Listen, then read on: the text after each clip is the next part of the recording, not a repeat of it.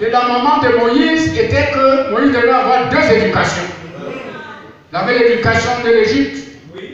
Il était devenu même très grand, il les enseignait même les sciences. Il avait aussi le pastorat de sa maman. C'est pourquoi, mes chères mamans, malgré vos occupations, tout ce que vous faites, apprenez à vos enfants la Bible. Si vous ne connaissez pas lire, montrez-leur qu'il y a un Dieu qui est grand. Là où vous êtes là, c'est sous son contrôle. Même quand vous allez à l'école, il vous garde. Il doit vous grandir sous l'influence du Saint-Esprit que vous, maman, vous avez reçu. Et comme il y a la loi de la retransmission, ta foi va être transmise à ton enfant. Amen. Oh, je prêche déjà beaucoup. Maintenant, notre grand Moïse a grandi. Et quand il a grandi, il avait une autre manière de voir. C'est là où nous sommes. N'est-ce pas, frère? Quand Pharaon se tenait à la fenêtre, il voyait les Hébreux, les tripoteurs debout. C'est à la fenêtre. Quand Moïse reste, voit dans la même fenêtre, lui, il voit que ce sont les enfants de Dieu. Et lorsque le temps de décider est arrivé, il fallait l'adopter. Ce soir, je voulais poser la question. L'enfant de la fille de Pharaon, il a refusé. Il a choisi le petit peuple méprisé. Il s'est identifié à lui. Et quand il a fait, la Bible dit qu'il était ferme. Il n'a pas eu peur de quitter l'Égypte. Comment Moïse pouvait agir comme ça? C'est parce que il regardait à l'invisible. Quand il se tenait comme ça, il voyait Dieu. Ce soir, qu'est-ce que tu vois? Nous voici aujourd'hui avec un message charmant comme celui que nous avons. On peut lire les citations. On peut tout dire. Frère Branham a fait, Frère Branham a été, Frère Branham, ceci c'est bien. Et toi, qu'est-ce que tu fais? Puisque tu as le même message en main. Qu'est-ce que tu fais? Qu'est-ce que tu vois? Si nous tous ici ce soir, nous regardons à l'invisible, la force des ténèbres va reculer rapidement. De telle manière que nous ne pouvons pas nous emballer sur les choses qui nous emballent aujourd'hui. C'est vrai. C'est vrai. Nous sommes un peuple béni, mais nous marchons comme si nous n'étions pas bénis. On trouve encore les choses qu'on ne peut même pas nommer ici. Mais Moïse, il a regardé, il dit non, moi je ne suis pas un Égyptien. Voilà mon peuple là-bas. Frère, nous parlons parce que c'est une histoire passée. Oui. Si c'est aujourd'hui, avec la façon que les frères aiment l'argent, ils veulent être grands là. Ils veulent que quand ils passent partout, on s'agenouille. Ils pouvaient refuser? Non. Il va dire que même là-bas, Dieu aussi va me conduire. Ça, c'est des bêtises. Amen. Regardez par exemple, là où nous sommes là ce soir, il y a des cathédrales. J'ai vu une cathédrale là-bas. Si tu arrives là-bas, tu vois ce que les gens là font. On te dit de venir ici, tu ne viens pas. C'est ça. Frère, nous nous moquons des dénominations. Si vous voyez, j'ai donné cette illustration l'autre jour à ma voix. Je les ai dit, vous parlez seulement. Voilà les prêtres, excusez-moi, je ne les déteste pas, c'est des humains. Ils ont des batailles au quartier. Oui. Oui. On connaît. Oui. Mais essaye de parler de lui. On va te taper. Mais quand notre frère qui jeûne, qui prie pour nous, commet une erreur, mais même pas une erreur qui est partie toucher la femme de quelqu'un, mais une petite faute comme ça, on va écrire au réseau, on va le ridiculiser. Ça, c'est regarder à l'invisible, ça. Toi, tu regardes à la terre, et ta place sera où? Maintenant, nous avons quelque chose. Il y a une porte dans notre cœur. Et cette petite porte-là mérite que quelqu'un y entre. Pour que tu puisses voir comme Moïse voyait, il faut que Jésus puisse rentrer dans cette petite porte. Et il est entré par quoi? Par la foi. Et la foi, c'est la révélation de la volonté de Dieu. Quand cette foi a été transmise au sein, une fois, donc il n'y a personne d'autre qui la transmet, c'est Jésus-Christ seul qui transmet cette foi. Maintenant, elle vient de ce qu'on entend. Ce qu'on entend de la parole de Christ. C'est comme ça que cela se passe. Et quand la foi là est déjà là, vous regardez les choses qui ne sont pas comme si elles sont là. Voilà pourquoi notre père Abraham pouvait avoir une promesse qu'il a attendu 25 ans. Mais vraiment, c'était devenu des moqueries. Un vieux comme ça, quand il dit non, ma femme va accoucher, on dit oh vieux papa, tu as raison, tu as perdu tes sens. C'était pour le monde de la folie. Mais Abraham tenait bon. Il était ferme. Parce que il avait la foi. Il regardait l'invisible. Il voyait Dieu. Je vais aller même plus loin. Quand nous venons comme ça, comme dans cette église ce soir, nous nous regardons. Qu'est-ce que nous voyons? Pour moi, si nous avons déjà saisi cette leçon, elle est très profonde. Parce que la Bible nous dit tout ce que Dieu était, il a déversé en Jésus-Christ. Ce que Jésus-Christ était, il a déversé où? Son église qui est son épouse. Alors, ça veut dire que Dieu s'est fondu dans son peuple. Quand je regarde une sœur, je la regarde Dieu devant moi.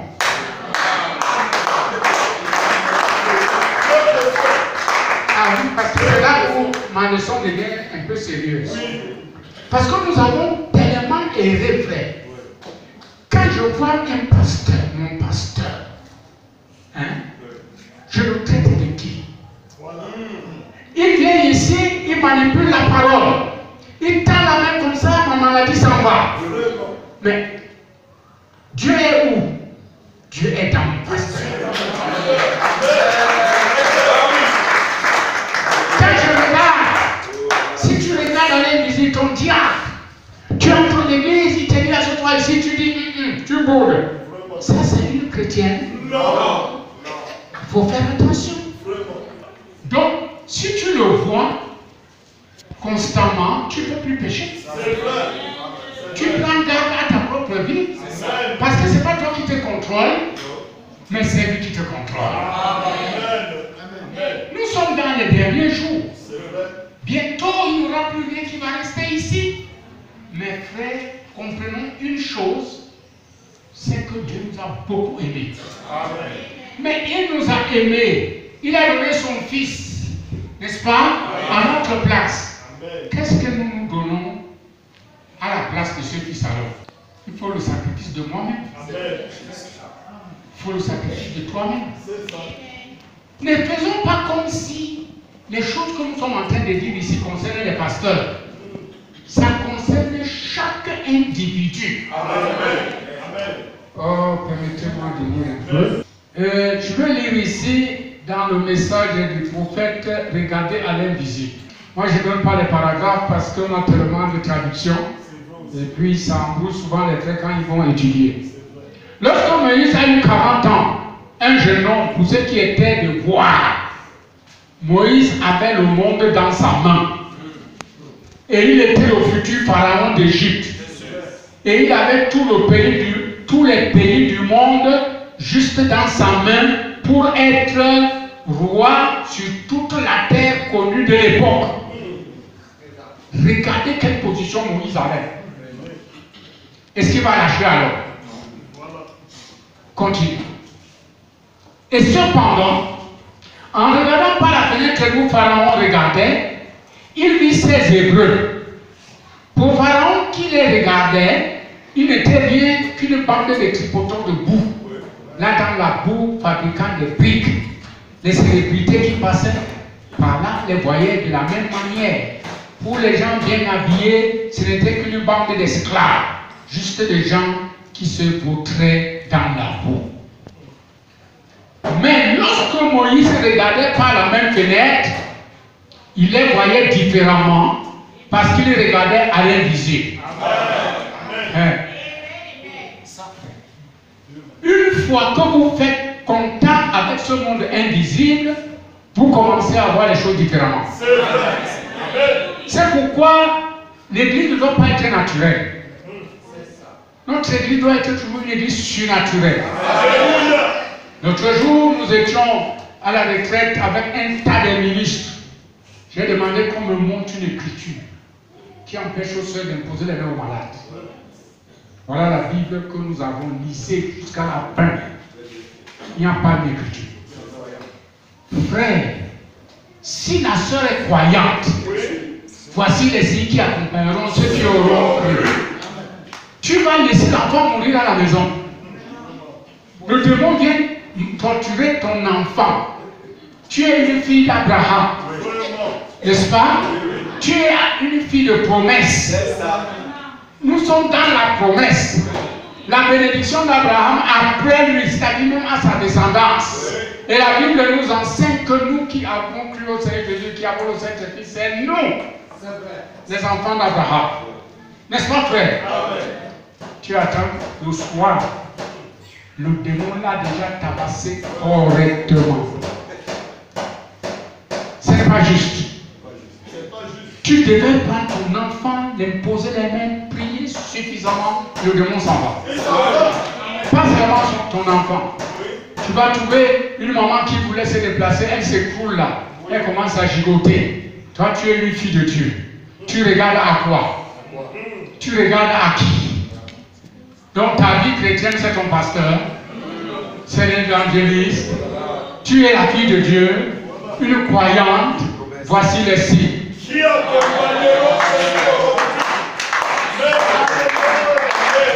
C'est pourquoi, si nous organisons une réunion de témoignages, il manque les témoignages.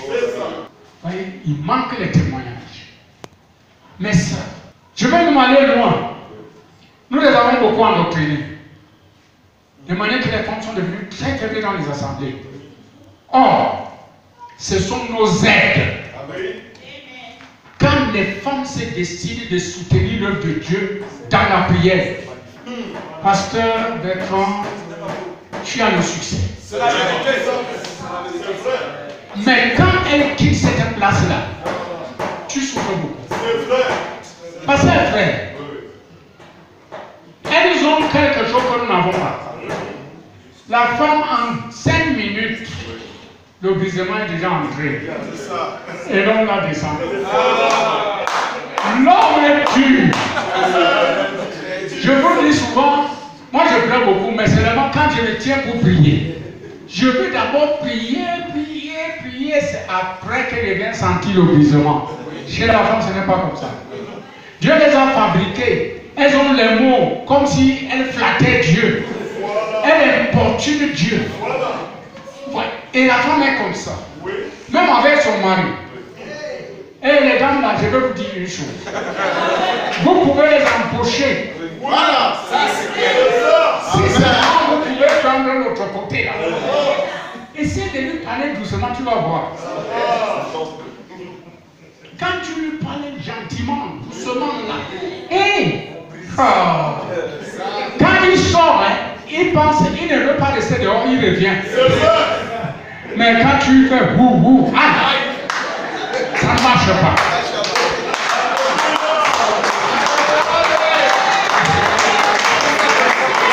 Après,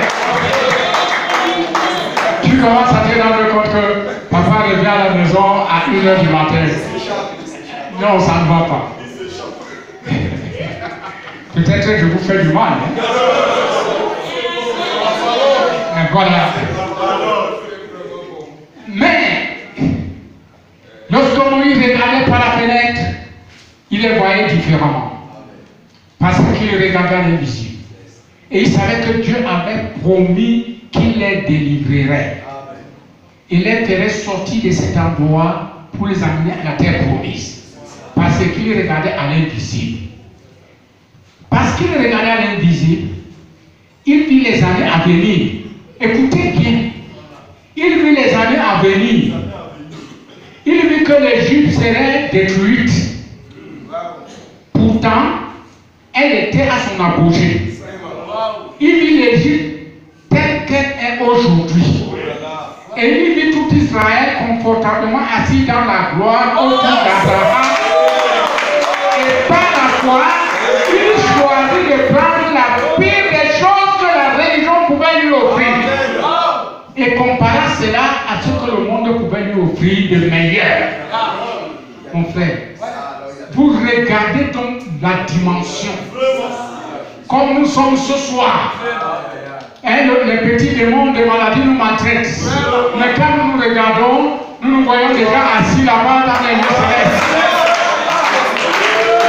Avec les yeux, avec la révélation que Dieu nous donne, nous nous regardons comment on survole les gens pour l'enlèvement. Nous regardons à l'invisible, nous voyons comment Jésus-Christ dit, bon et fidèle serviteur. Vous voyez ça. Et c'est ça qui fait que quand tu es ici sur la terre, tout ce que tu passes là, tu bottes, ça passe ici, tu bottes ici. Il n'y a rien qui peut te freiner. Même une fille à moitié habillée ne peut pas te faire couler les genoux. Yes! Ça c'est vrai, frère. Mais vous voyez, il y a des gens aujourd'hui, je dis ceci à notre honte, ils ont le message, ils pensent qu'ils ont le Saint-Esprit. Quand ils voient une petite fille qui dandine là, il fait comme ça. Il fait comme ça. C'est-à-dire son œil veut regarder ses formes. Mais il dit, je suis chrétien, tu ne l'es pas encore. Notre prophète dit, en ce qui concerne le regard, tu regardes une seule fois. Quand les yeux frappent, le Saint-Esprit te retourne. Tu ne peux plus regarder pour la deuxième fois. Arrêtez la terre. Et on va nous apporter une évangile pour dire, bon, la chair est faible. Et puis, la chair est faible. Jésus est venu sur la terre, il était dans la chair. Il mangeait, il dormait, il se fatiguait. N'est-ce pas? Il mangeait le pain. Il mangeait tout ça. Le poisson. Mais est-ce qu'il était capable de se marier aussi? Mais il a refusé de le faire. Et le mariage est une bénédiction. Si tu n'es pas encore marié, il faut coudre une culotte en fer. Oui, hein, c'est en fer. Le jour que tu te maries, on met le chalumeau, on fend ça, on enlève.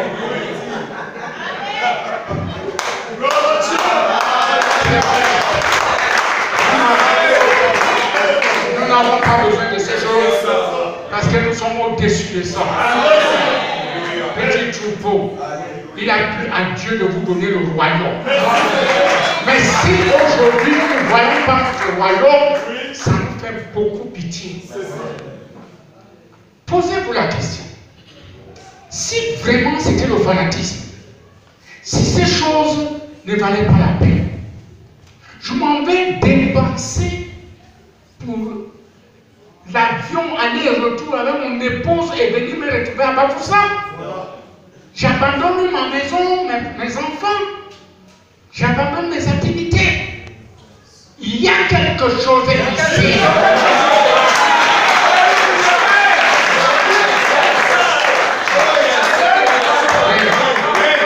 Ma prière, je vous dis, la chose qui est dans ce message, l'œil charnel ne peut pas foi. Mais ce soir, ma prière, c'est que nous puissions voir au-delà des choses qui nous embrouillent là. Nous devons traverser notre regard. Et c'est faisable parce que Dieu nous a donné tout. C'est vrai. Quand Jésus était au Calvaire, il a dit tout est accompli. Il a terminé.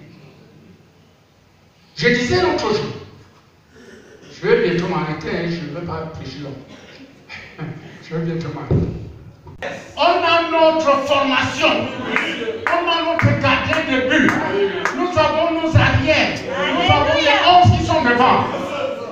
Que pensez-vous de la défense? Que pensez-vous des 11 qui sont là pour marquer les buts?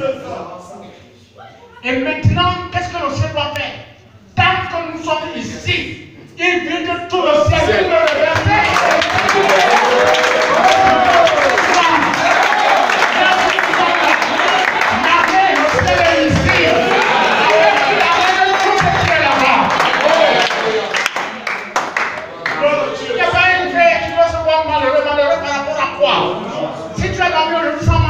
Manger. Il ne faut pas vanter Satan. Il faut vanter ton Dieu qui est grand.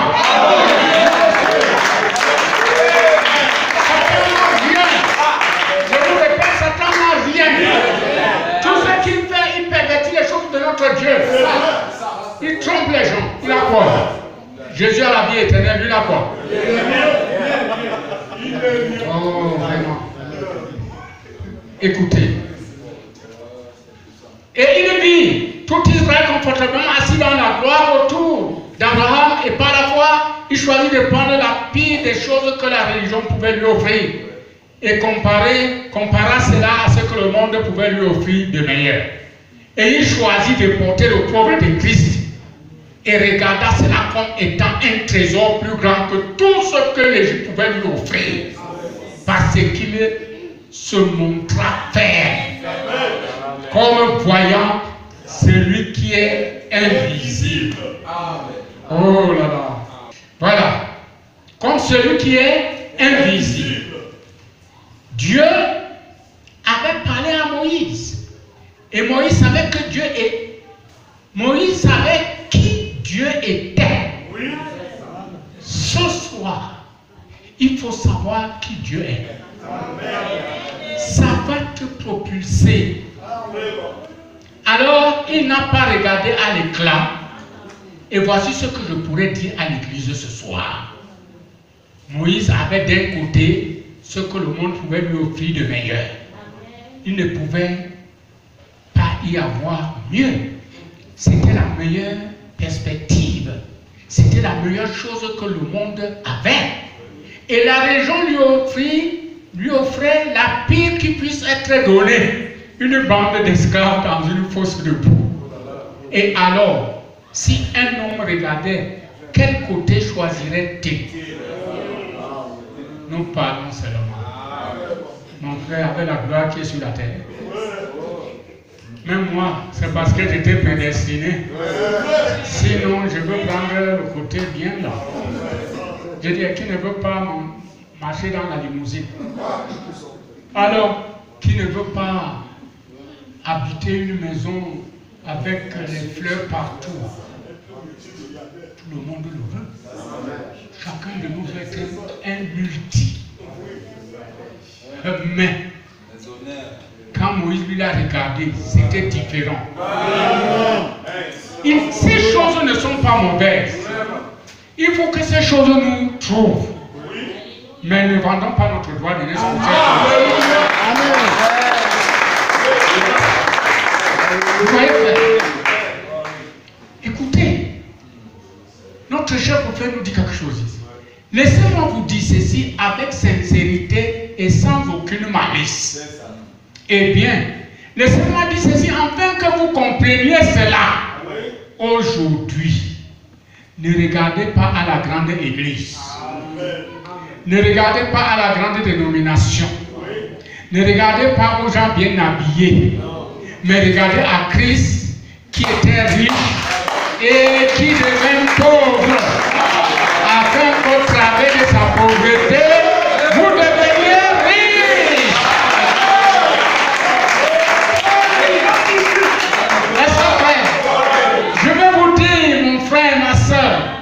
Si tu as Christ dans ton cœur, tu es le plus riche.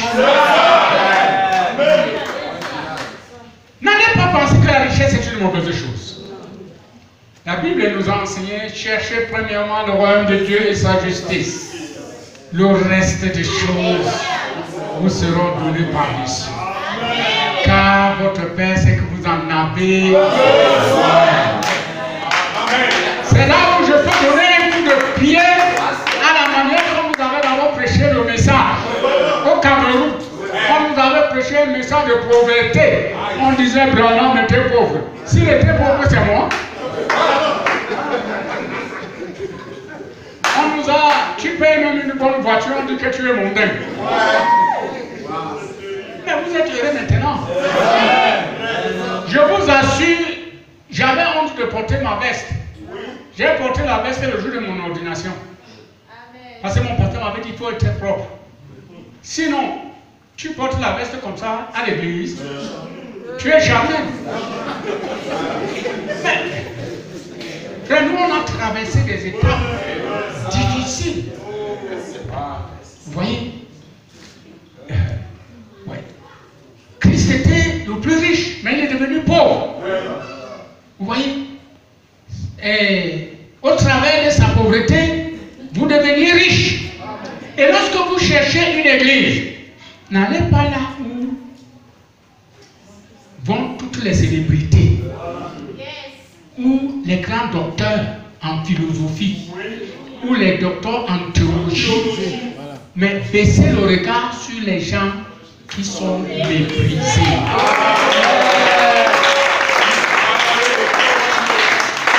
C'est pourquoi, quand j'étais à Tonga hier, la sœur disait, le pasteur de Tonga disait que vraiment lui, il est dépassé que je quitte pour venir dans un coin comme ça, un papa, un homme comme ça. Je lui ai dit, c'est même pour ça que j'ai été fait. Amen. Je vous trouve, assis comme ça, je vous prêche comme je suis en train de prêcher. Non, je n'ai pas besoin. Et l'onction même descend plus qu'avec la foule. La grande foule a les problèmes. Ils viennent avec un esprit dispersé. D'autres même ont bagarré avant de venir. D'autres ont fait de mauvaises choses avant de venir. Tu cherches l'onction, ça ne fait que fuir. À un moment, tu te fâches, tu ne sais pas pourquoi tu te fâches. Quand tu envoies l'évangile, on te renvoie ça. Oui, frère, nous sommes ici comme ça. C'est une guerre. Tu envoies, on te renvoie. Mais quand tu trouves là où on avale,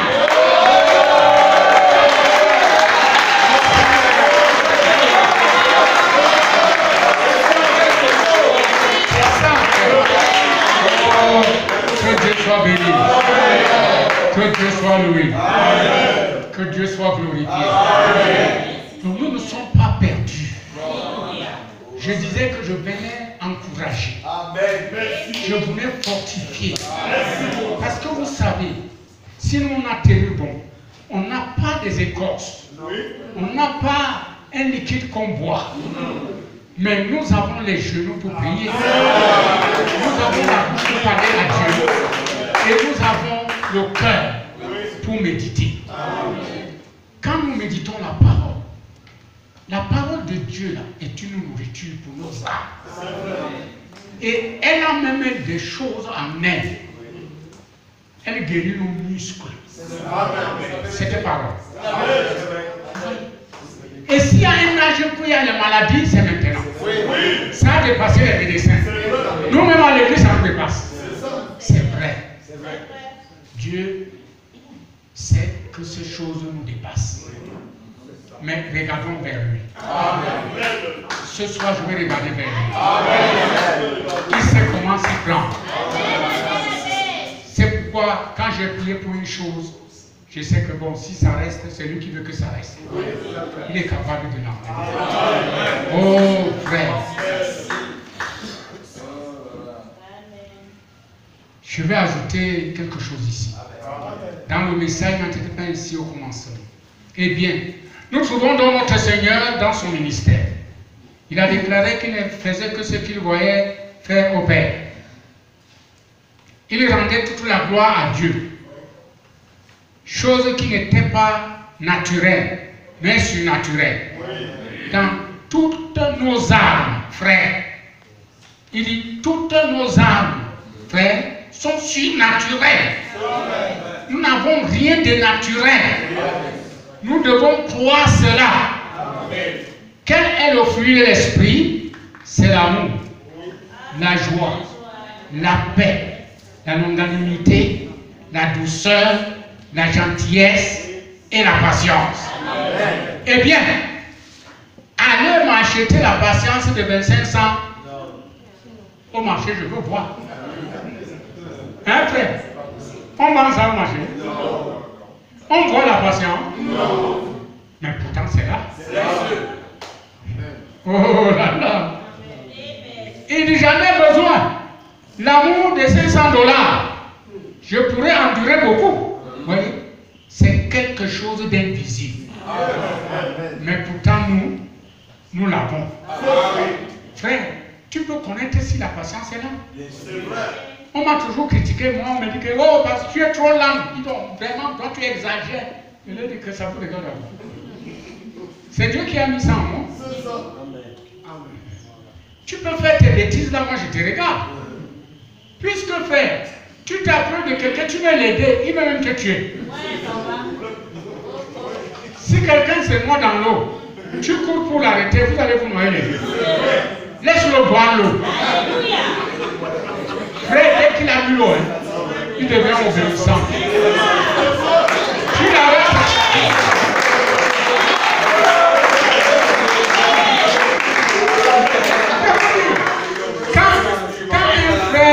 Quand un frère est déjà séduit dehors, il vient ici.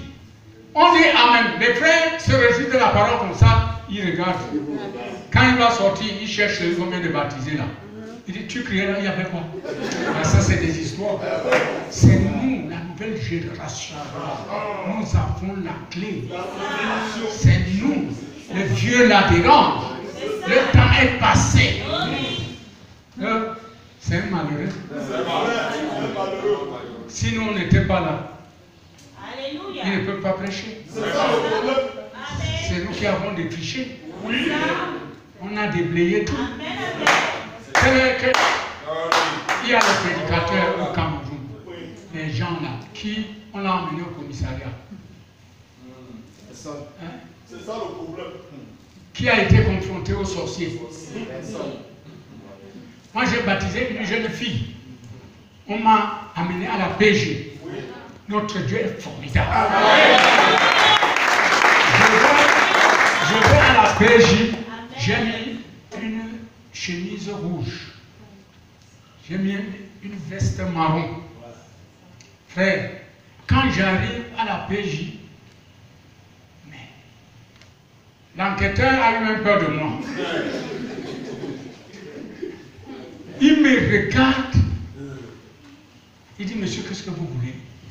Je dis, je suis le pasteur Sanama, vous m'avez convoqué pour me poser des questions. Dans son bureau, je commence à le menacer. Il me dit, c'est le commissaire qui t'a convoqué. Le commissaire me voit entrer dans son bureau, il sort. Alléluia!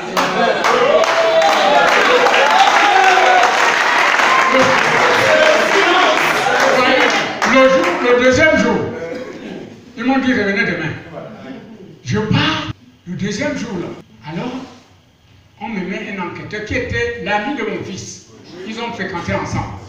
Quand il me voit, il me dit papa, mais c'est pas toi le papa de Cadion? Je dis c'est bien moi. Il dit et on m'envoie t'enquêter.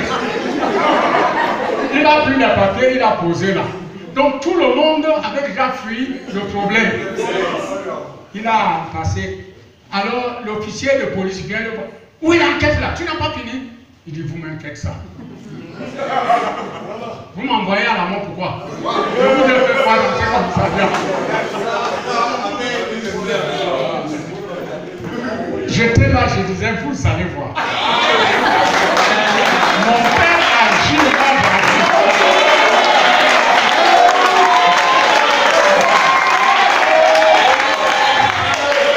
On m'a renvoyé le troisième jour. Le troisième jour, je suis venu. Dès que j'entre au commissariat, voilà le principal qui sort. Il me voit, il dit, hey, mon fils, c'est toi? Qu'on convoque ici, il dit, c'est moi. Il me connaît. Il dit, il y a quoi comme ça? L'autre commissaire dit, bon, vraiment, avec les églises de maintenant, il dit, vous voulez quoi? Essayez de mettre le balance, vous allez voir quelque chose dessus. Tout le cas. L'église va venir ici, vous allez donner le logement et la nourriture. J'ai souffert avec cette affaire à Douala.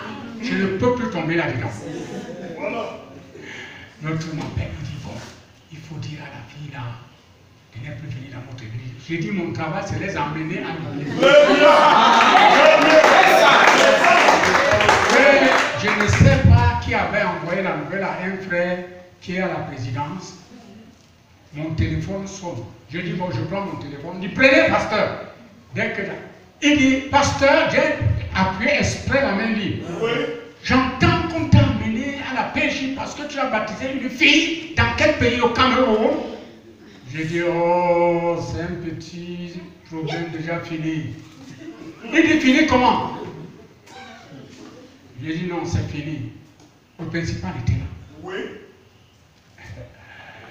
Les gars se regardent. Il dit, tu dis c'est fini? Je dis, oh, c'est fini. Si c'était, ça continue, moi-même, j'appelais là-bas. Je dis que c'est la présidence de la République. Voilà. On m'a escorté.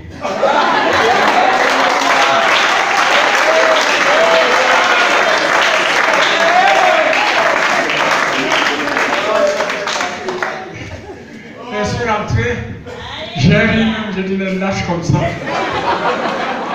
Oui. Et c'est que nous souffrons comme ça. Et cette fille s'est mariée, la famille ne m'a même pas donné un juin.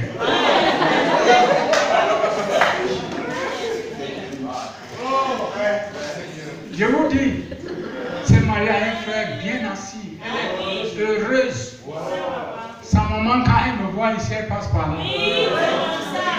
Quand la maladie l'a concassée suffisamment, elle est venue la nuit à l'église comme prie pour elle. La nuit. Et Dieu est miséricordieux, frère. On a prié, Dieu l'a guéri. Elle avait le mauvais esprit, on a prié, Dieu a enlevé les mauvais esprits. Elle est témoin, elle nous envoie les malades. Elle dit qu'elle ne sait pas comment elle va venir, mais elle va arriver. Donc nous sommes comme ça. On nous regarde comme des balayures. Mais nous sommes des hommes. On a un Dieu. Oh frère, le fruit de l'esprit. Et c'est ça qui manque aujourd'hui. Même nos enfants n'ont pas la patience. Un enfant de... Papa, je veux les amis. Le matin, le soir, il veut voir les amis. Il ne sait pas que papa travaille. Il souffre. Il doit calculer. On mange tous les jours. On programme. Lui ne connaît pas comme ça. Pire alors la femme. La femme que vous voyez là-bas. Si elle est partie chez le frère, elle a trouvé une cuisinière.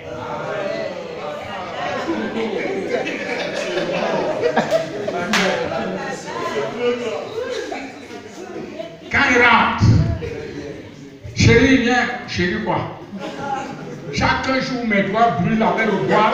Pourtant, les autres chérie, on les a donné la cuisine. Ça, c'est regarder à la chair. Si tu regardais à l'invisible, tu saurais qu'il y a un pays.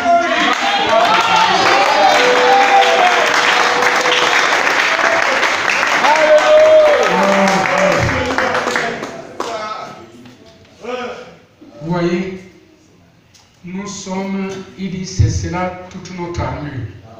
Nous sommes dans le monde invisible. Nous sommes dans le monde invisible. Frère, on n'a pas dit que nous serons. Nous sommes dans le monde invisible. Nous sommes, c'est le présent de l'indicatif.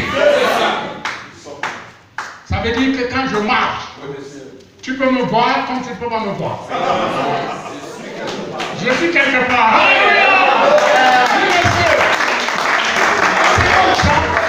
C'est simple comme 1 plus 1 égale 2. Mais je vous dis, pour arriver à ça, il faut travailler. Regardant aux choses invisibles. Nous-mêmes, nous sommes dans le monde invisible et nous regardons aux choses invisibles. Oh là là. Cependant, nous les voyons car notre foi les perçoit et déclare qu'elles sont là. Amen. Voyez-vous? Oh, Église. Dieu prend des pareilles dispositions, mais nous nous rendons encore trop petits. Écoutez, pour terminer. Lorsqu'un homme saisit une fois cette vision du Dieu invisible et sait qu'il est toujours présent, il y a quelque chose qui se stabilise, qui stabilise la pensée de cet homme. Amen. Stabiliser. N'est-ce pas, frère? Ça dit que ça ne bouge pas. C'est planté là. Tu es là stable. Il n'y a plus rien qui peut te bouger, mon frère. On peut te secouer, tu dis ça c'est quoi? Il y a dedans une stabilité. Ouais. Que Dieu bénisse ses paroles. Amen. Vous voyez? Et au moment de la détresse et de trouble, cela lui fera lever toujours les yeux et regarder par-dessus ce qui se passe autour de lui. Parce qu'il regarde à l'invisible. Cependant, par la promesse. Le secret de voir l'invisible, c'est de toujours vérifier la promesse de ton jour. Ouais. Si nous ne regardons pas notre promesse là, on va mélanger tout. Les disciples de Jésus avaient leur promesse. Nous avons une promesse. Notre âge a des choses qu'ils n'ont pas vues. La Bible nous dit que les prophètes les ont salués de loin. Ils ont sondé même le temps. On les a dit, c'est pas pour vous. Allez vous reposer. Mais nous sommes dans ce temps. Et puis ce soir, si tu ne regardes pas l'invisible, tu es en retard. Réveille-toi. Redresse-toi. Arme-toi. Si tu avais le cœur qui gonflait, laisse plus ton cœur gonfler. Ça va même te procurer la santé. Maintenant, non seulement Abraham a vu l'invisible, et la raison pour laquelle il croyait cela, c'était parce que Dieu l'avait dit. Quand Dieu dit une parole, c'est vrai. Vous voyez, mon frère? Et si nous sommes morts en Christ, nous sommes la postérité d'Abraham. Et si l'Esprit qui était en Christ demeure en vous, il fera la même chose.